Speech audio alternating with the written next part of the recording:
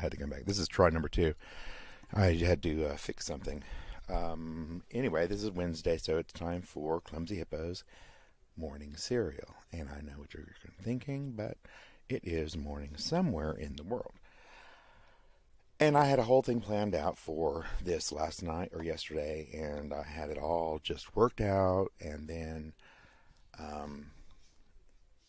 I looked at it and said, this is crap, I declared.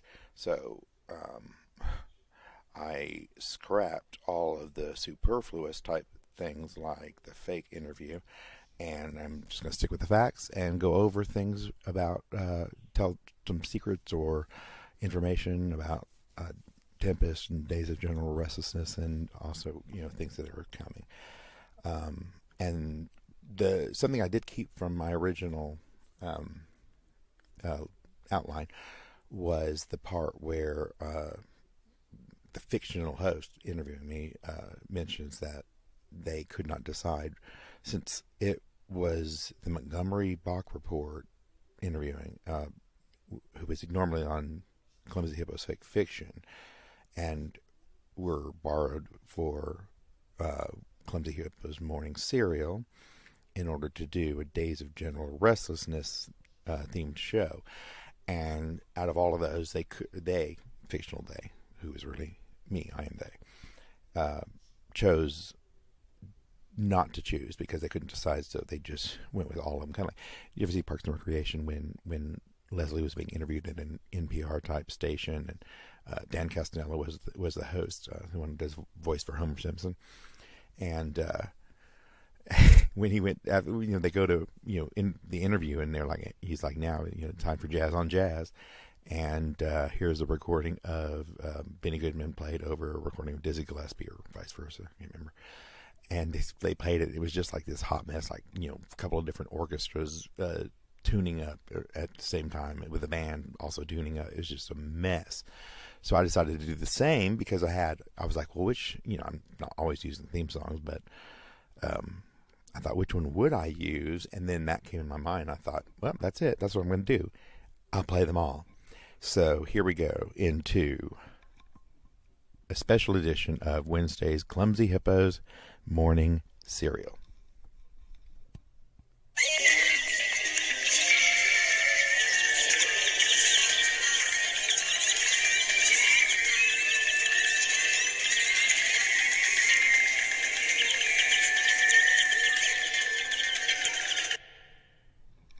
I love it.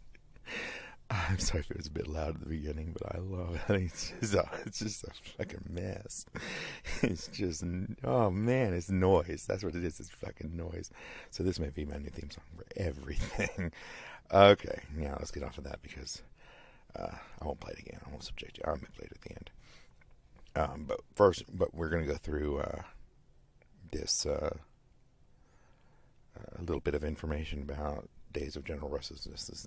It's an off week. Next week last week we had episode 7, so we're just over halfway through. I'm feeling like the creators of Doctor Who here, with working on 13 episodes. But that's what I chose because everybody's, a lot of people are falling in line with that, including like things on Netflix and stuff. And I was weighing the options, and I decided to go with 13 because,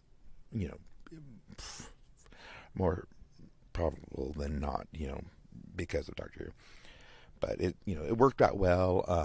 I was having trouble, filling in spaces anyway, so this really kind of works well, and we're really number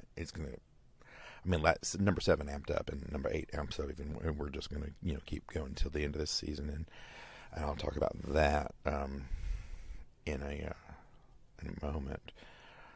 But first of all, my first question was going to be my soap background. Well, when I was a kid, 5, 6, 7, 8 years old, that range, I would watch some soaps with my mother and my grandmother. They watched CBS. So I would watch As the World Turns, Young and the Restless, Guiding Light. I can remember when Edge of Night was still on. That was half an hour. But the 3 were what my mother and grandmother watched. The 3. Mom really went away from them. Probably, I don't know. She's starting to feel, guilty for religion or something, I guess. everything. She just blew into something it wasn't, like when, she found out that Doctor Who was a cult classic. She wanted me to stop watching it because she thought meant it was part of the occult.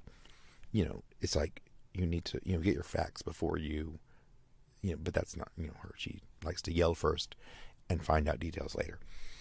But there's a song coming about her. So I stopped in my early, probably before 10, I stopped, watching them. And I had other fun shows to watch.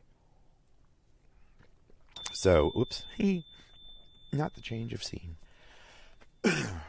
And then years later, it seems like I watched a little bit. I saw a little bit. But mostly, for the most part, I was... sorry, did I turn away? Mostly, for the most part, I was brought back into the soap world by my friend Trudy. We'd worked together and kind of, hit it off pretty, quickly, which was good because I had to, we had to mutually let go of her. I was firing her, but it was, that worked out for the best because we became better friends than we were boss and employee. And, she was able to do, better work and get better money at her home. Because, anyway. So her husband was in Wisconsin. The mother, him and his brothers and sisters or whatever, mother was ill, and I guess she wasn't expected to get any better, and it was his turn to stay with her. I don't remember how long, because he was already gone when I met Trudy, and I can't remember. It seemed like 2 or 3 years before he came back, at least after she passed away. So I would, after work or whatever, we'd meet up and it'd be, 11 o'clock at night or something. And sometimes we'd eat first and she would go through her mail. I always had a lot of mail. I never thought of that before. She always had a lot of fucking mail to go through.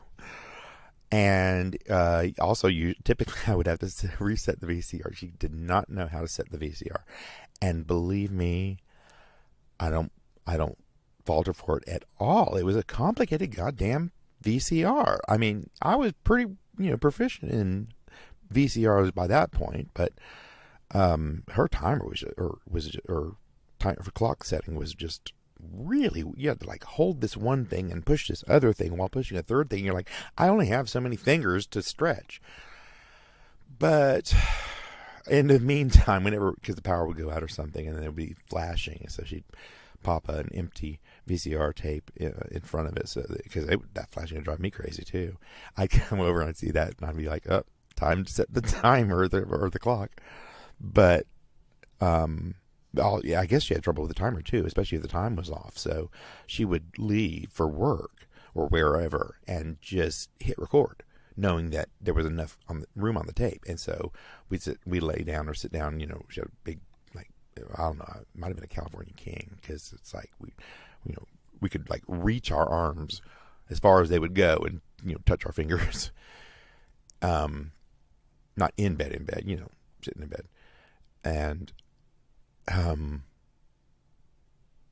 so she'd be going through her mail, and she'd fast forward until Days started, and then we'd watch Days of Our Lives, and that's how I got into Days of Our Lives, because I after not very long, I don't think, I'd start asking, well, who's that? And, I knew a little bit about it, but I was like, okay, now how are they related to this or that? And then somebody new would show up and she's like, oh, no, they're not new. And this person plays that person, whatever. So, she got me back into the soaps. And then I flip-flopped back and forth with just Days for a long time. Now, in the meantime, in the past, I did watch Passions, mainly because of the main character being named Sheridan. Although it was a woman, and it's a very popular woman's name. The only other person I've met named Sheridan was a woman. And although I did meet a guy once. Maybe that was online. Anyway, Sheridan, although this was right after Princess Diana died, and they gave her that whole wealthy family, but you can't compare a rich woman from a wealthy past of a family that compared to royalty. But anyway, they did it, and it was and I had to stop when that Juliet Prowse or Mills, Juliet Mills, I love, but that stupid doll. Oh, I hated that whole thing. That poor little kid died too. I don't know what happened. I can't remember what happened, but yeah, poor guy, he died. And but anyway, when things were getting like really wacky, and I know I stuck with Days of Our Lives during the whole Marlena possession storyline, which was ridiculous. But I think that I had enough after that to where I just could not take the whole magic thing with this doll that came to life. And it wasn't even like a Chucky, who was just, sickeningly sweet and happy. But, that was the character, not the kid. I never really saw him outside of acting like I have Juliet Mills, who was really the only name I think I knew, a person I knew on that when it started. And they could have done so much more with her. Oh God, how long have I talked about this? So then I picked up Sunset Beach not long before, for a while. I think when it started, maybe. No, it was a half-hour soap, and I dropped it. Then later, when they canceled a whole bunch of soaps, I started watching almost all, just 3 at least, I went back and started watching Young and the Restless and Days of Our Lives, and then eventually I picked up General Hospital. And it was like a juggling act for a while until right now I'm not really watching any of them. But I even, watched Bold and Beautiful for a while. Those are the 4 that are on now. Bold and Beautiful, Days of Our Lives, General Hospital, and Young and the Restless. And I'm not watching any of them right now, but every once in a while I pop it on because it's just the next day on the soap and you can pick up what's going on. And if I can't pick it up, I just call either Trudy or Jeff, because Jeff and he's the one who got me into General Hospital. So I've got, a secondary soap friend.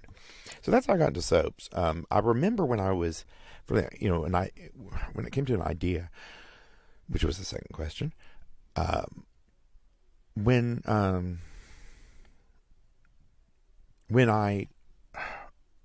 first of all, let me think.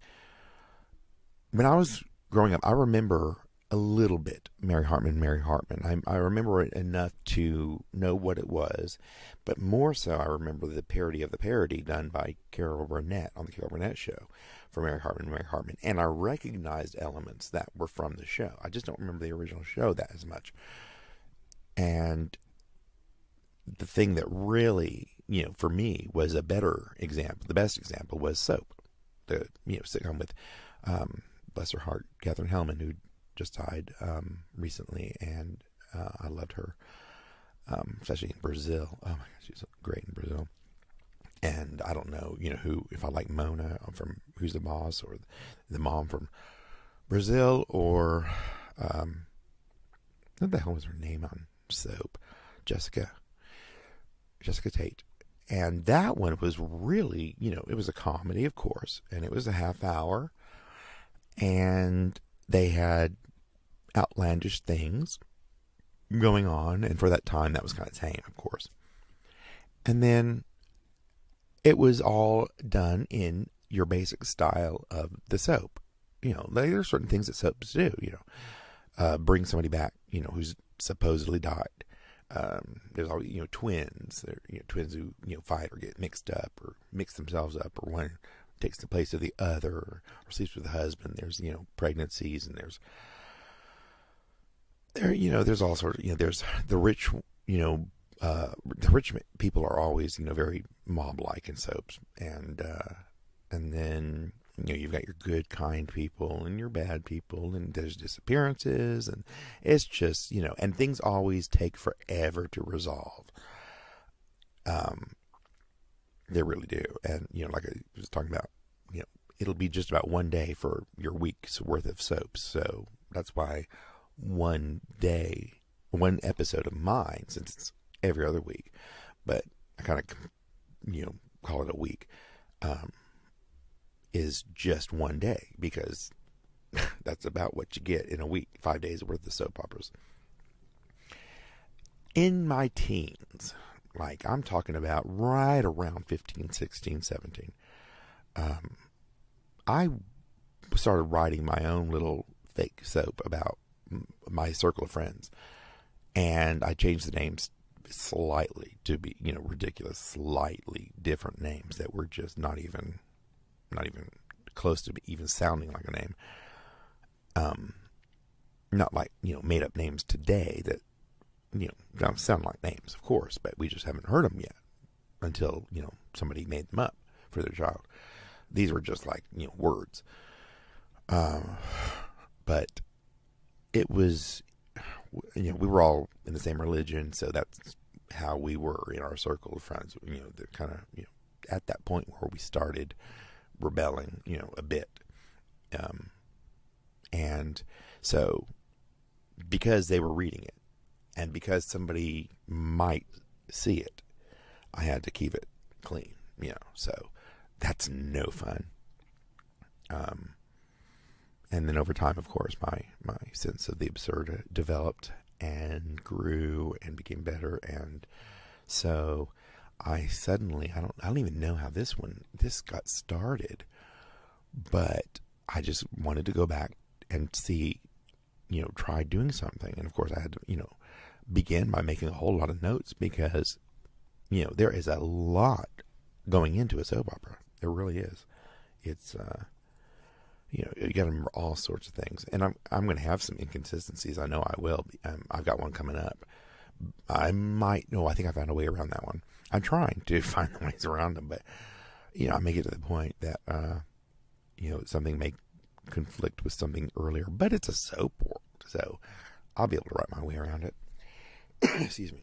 Okay, and now, Tempest. Where are we? Okay, let's sort of get through this.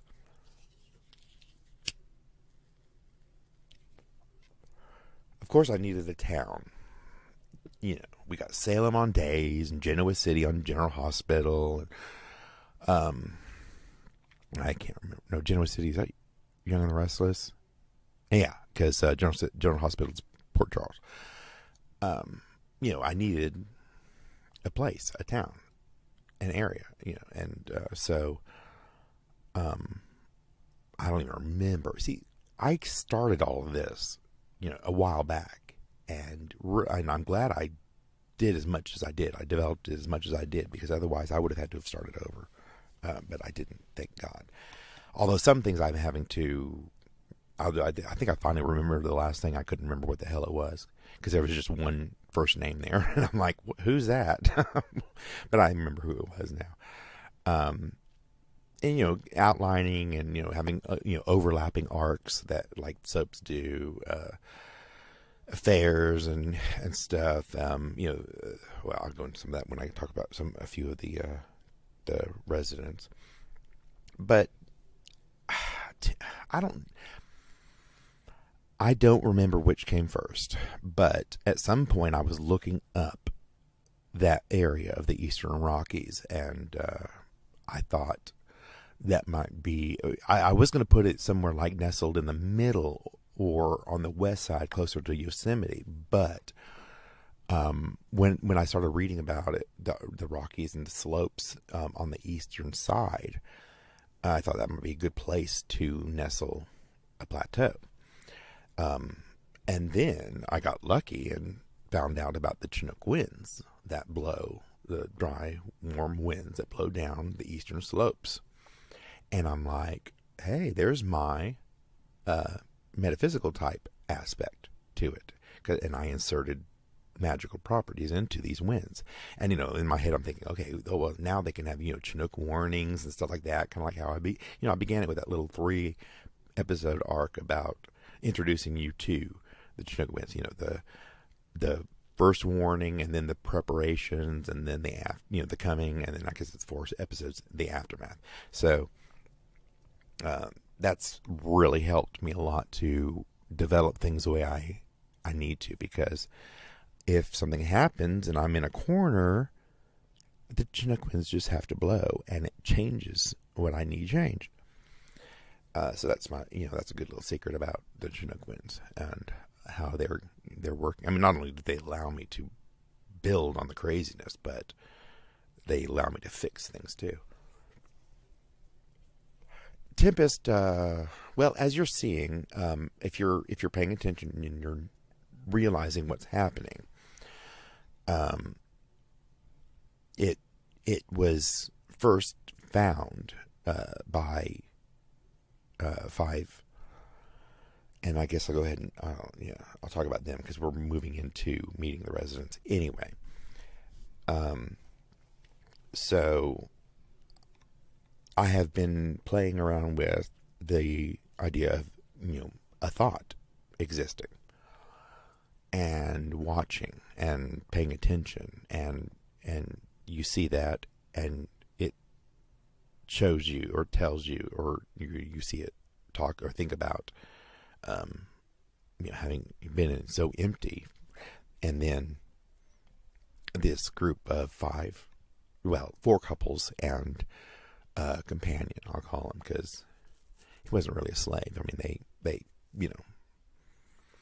pretty much right away, I put in there that they saw their dire situation and realized that, this is no place for us to have, treat you as a lesser person. And treated him as began to treat him as an equal. Well, the thought witnessed them, and actually, if you'll listen to it again, the thought was came about as with sentience around that time because of the Chinook winds. You see, by the end of the season, you will know where the thought came from. And there's going to be a lot of surprises. So that these 5 have I did reveal the names of the 5, and of course they correspond with 5 in present day, which we're seeing beginning a journey of discovery, because they're eventually a vessel to communicate with the 5 came in the guise of a the snake oil salesman, I guess they called him, the snake, traveling potion man or whatever, Dr. Boopington, Belvedere Boopington, but Dr. Boopington at the time. And it turns out, he was able to channel the communication like a medium. So he, is leading them. This, Dr. Boopington is leading them on this journey. And they, it begins to come back to them as they're journeying. So, like, it's kind of like that, when you're going somewhere and you haven't been there a long time, and you're like, okay, I can remember when we get there, and okay, yeah, I remember this, turn left, and okay, now I remember this. Oh yeah, that's where I did that. So that's kind of the journey they're going on, except it's going to be very different, because we're going to discover something about them that is not really known yet, because they don't even realize it about themselves yet. And I guess at the same time, we will be learning something about the residents in general of Tempest. Again, by the end of the season, 13th episode, there's going to be a battle coming. But let me get back to the residents first.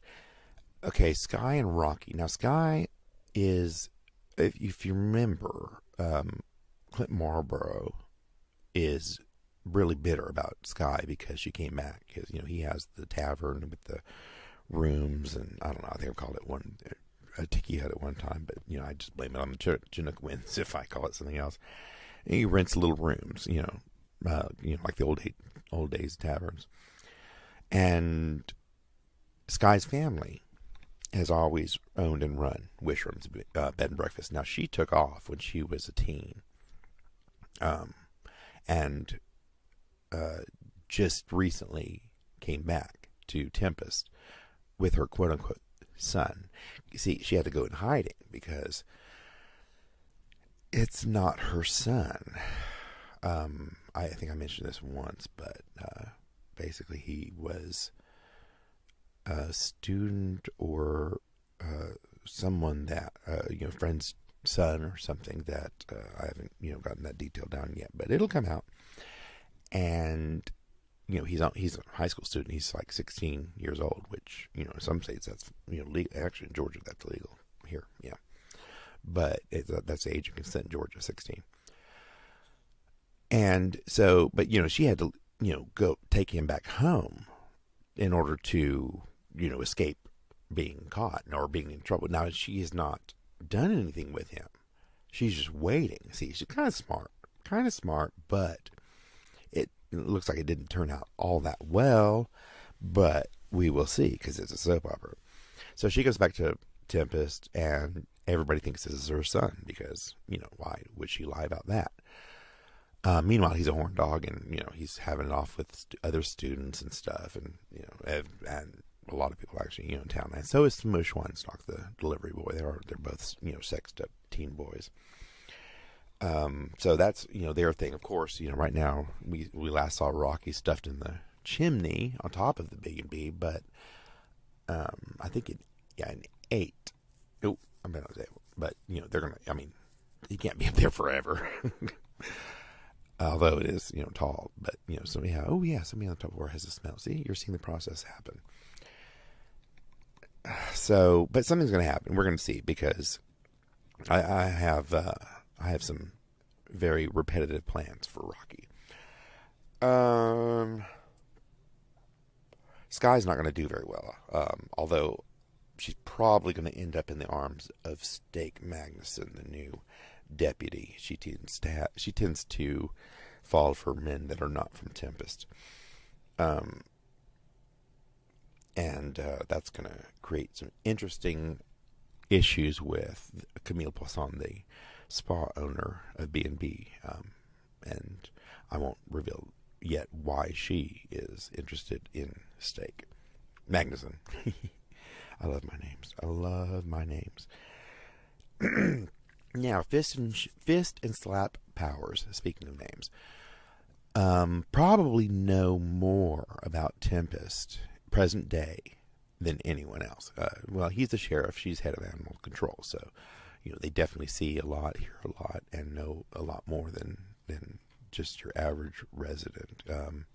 Very close, brother and sister, not twins, but, they're very, very close, and look out for each other. Now, we see with them how, and also with Flonase, actually, from Melt's Diner, we see that the five, like the original 5 and the 5 now, it's, obviously bloodline, because the names are the same.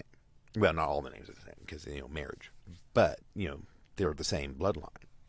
So, on this journey, either Fist or Slap can go, but they will both end up getting the knowledge. So, that works out okay. But that's the those two. They're very very not Barney Fife-ish, of course. But if you've ever seen Charlie's Angels, there's an episode at a like a mountain getaway cabin kind of getaway, and the sheriff is kind of small town sheriff kind way, but that's kind of the way both Fist and Powers are. But they're very protective of Tempest, although they don't know exactly to what extent why, but they will soon.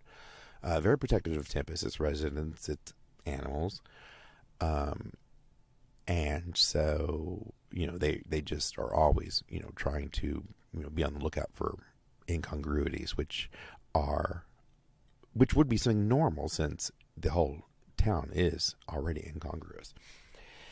And Fist went to school with Chompy, and Chompy Mullins. Now, I've got myself and some other friends in this story, like the Donna Weaver that was missing, is missing. I can't remember where we're at with that one. And that's a very good friend of mine, Donna Weaver. In fact, oh my God, that's right. She was in, the original soap, wrote as a teen. That's all, we've been friends forever. And I just realized that, except I used her actual real name. And now, Chompy Mullins is really Stacy Mullins. But when we worked together about 25 years ago at Ruby Tuesdays, I gave her the nickname Chompy. And it was so funny. She'd always be like, "Why you call me Chompy?" And I never told her. But I recorded it because I don't want to be morbid because I'm not. It's just I was trying to be practical. Before the surgery, I made a few recordings for some people, and on hers, I reveal to her where Chompy came from, sort of. And the 5 I've talked about, we've got Powers, Fist, and Slap. That's one of the families. We already talked about Dr. Boopington. He's kind of the guide that, channels information back and forth between the thought and the 5. Whitey Blackman. He was the one that they decided, he's not a slave. They're in this together because it's rough times. And then nowadays, the Whitey Blackman from today is the principal of the school. And Pepto Crapo, who is the owner of the mercantile, and who believes that her husband is missing, presumed dead, but I don't believe it myself. And then Flonase, who it turned out ended up being the daughter of the older Nurse Wiggins with an H. And, surprised nobody knew, but Dr. Boopington, of course, knew and, went to fetch her, but she doesn't want to go. And they're like, you have to, there's nobody else. And she's like, because it, passed on to her after when her mom died. And then, everything started coming to her. And then she's like, oh, well, this may be an 8, but she's like, no, there's actually somebody else. So we're going to find out another relative of hers, secret relative of hers. And that's where I'm might run into some trouble. Then there's of course, always, you've got, if you're going to do a good soap opera, you have to have 2 rival wealthy families. You have to. And we've got the wealthy cosmopolitan Crown family. Your, bad guys, basically. You mean businessmen and dirty, rotten people. Well, look at Brett. He's the one who kidnapped his father, to get the business. And he actually thought his father was dead when he showed up. And then on the other side of the town, at the plateau, is the Trullo family, and he is the wealthiest Native American in the country. And he has done good on his side of town, making a place, a beautiful place instead of a concrete jungle or tall glass tower like the Crown Industries is. But the Trullo complex is more of a keeping with the natural landscaping and things like that. So. Of course, he's got a better appreciation, through his family of the land. So he's the good guy, and their kids and other stuff like that. But they're going to get into it. In fact, coming up, there's really going to be something that they get into. Okay, what do we got? And then we've got some coming characters that you have not met yet. Because there's a lot of characters that haven't come yet. One is going to be in episode 8 next week. Her name is Esmeralda Sue, S-O-O, Esmeralda Sue, and she's a gypsy. She has a caravan in the woods, and that's her thing. And we're gonna see her because she's gonna play a part in something that's coming. I will just go ahead and say in series 3. But, I've got to, lead up to it and build up to it. There is Zorro. I can't remember what his last name is. I didn't write it down. He is the cameraman. Like, whenever you see the reporter Winston Granville, the oldest resident, that's the other 5. That's Winston Granville. The cameraman we haven't seen yet, but his name is Zorro. I can't remember what his last name is. But he's coming. The Mayor Good's stepdaughter, Julie McToot, and his chauffeur, Narciso Pimentel, are probably having an affair. And then at Crapo's Mercantile, we have not seen this one yet, but we haven't really been in the mercantile when it was open yet.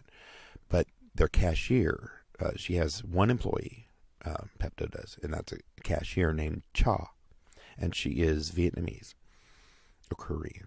I think she's Vietnamese. I'm going to have to find out. Anyway, I took her out from a friend, my youth, her mother, and because her father was Vietnam. That's it. Her father went to Vietnam, and then it could have been Korea, but I think it was Vietnam. And met her, fell in love with her, and brought her home. And then they had kids, and we knew her. I knew them growing up. Very sweet woman. But Cha in the story does not speak any English, and so never understands anything. But somehow she's able to work a cash register and make change with money. But words, she doesn't understand them, and she can't say them. So that's going to be fun to work with. So there's some people coming up soon, and then some background on some of the residents that are there. Guest stars.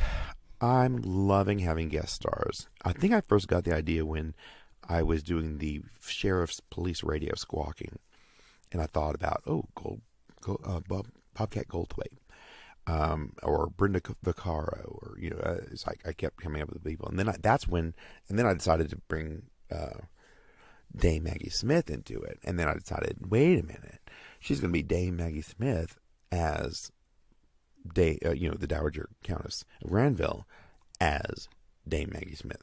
So, a role within a role within a role. So it kind of, leads me to be able to voice her more in the Countess, acting style than the true Maggie Smith style. Although, I'll take her in Murder by Death any day. I love Maggie Smith. I love that movie. And she always has the best line, and even if they aren't the best lines, the way she delivers them are just magical. I love that woman.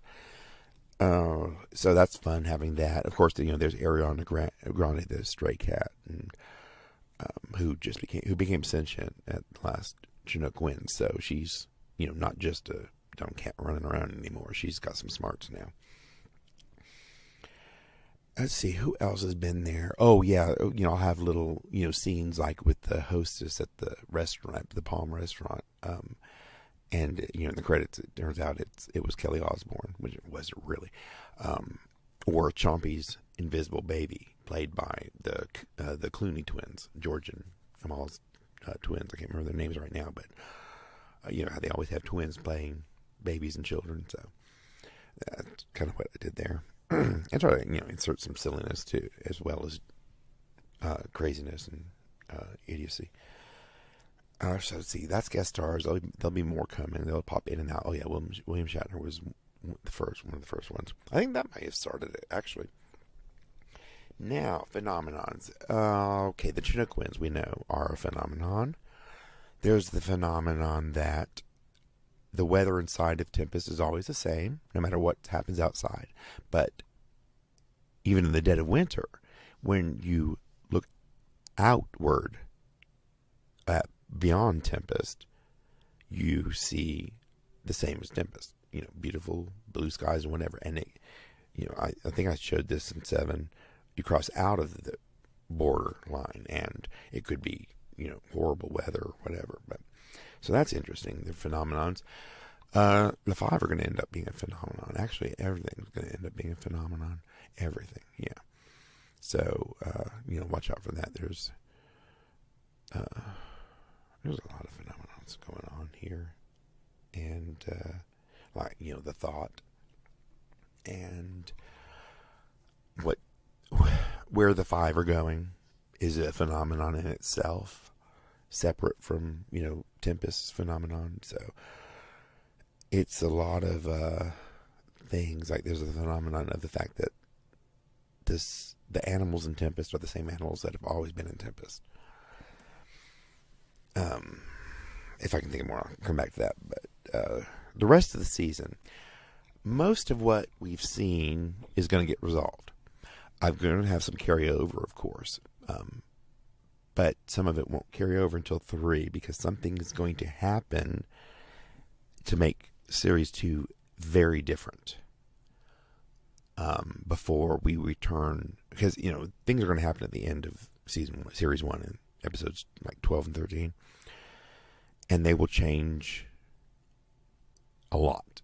It's really going to be like a jaw-dropping moment, I think, but it's not permanent, but it will last a season. I'm going to do themes, sort of, not like American Horror Story, where it's a different theme and then each one. I think God, this sounds familiar, but more of a different themes, but with all the same people. Do a little different, and of course the themes kind of carry on and build on each other, so that you can come back to one of these. And I guess I mentioned my friends, and I put myself in there, and I'm not quite sure where I'm going to go after season 1 with me, but I've got an idea. And of course, I don't know if you remember or not, but when I came into town and I was pulling that huge red flyer wagon the size of a bed of a truck with books in it, and I came into town and put them in the locker. Remember that? Yeah. So there's a whole shitload of books in the locker. And you know what book it is? The one that the FBO was coming about. And because I'm a publisher or an agent, or probably an agent, yeah. Of course,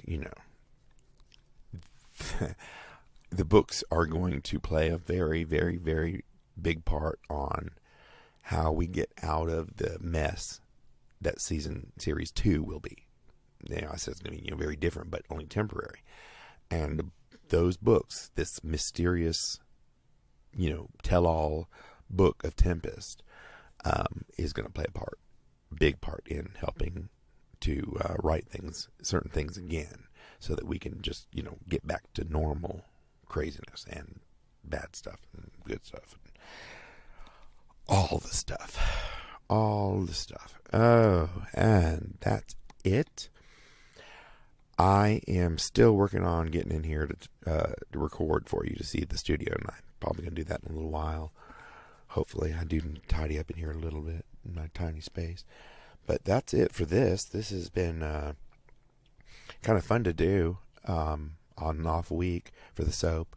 Because you don't start like a movie or a book or whatever and have to introduce everybody, and you just go from that moment forward. Not every movie and TV show, but like a soap opera, this begins kind of in the middle of a story. So it's good to have a past that I can not only have to build on, but to make up if I need something for what I'm writing now. Lots of little tricks there. Everybody's got their tricks. And I will tell you that next week will be episode 8 of Days of General Restlessness. This coming Friday. Oh, it's going to be exciting. Clumsy, Hippo's morning studio. And it's going to be a story, one story, one day, Friday. And the story is called Burners. And I haven't totally decided yet, but it has its own theme song that I wrote, and you may hear it at the end of it. But until then, if I don't have anything pertinent that comes up that necessitates another, like the addendum. Well, I started that story, and then I completely forgot to finish it. And I was listening to it, and I'm like, wait, where's the story? Okay, so I'm gonna go now. I'm just rambling now because I'm hungry. Start using an echo. And I will see you later, and you guys enjoy this special edition theme song of everything. See you Friday.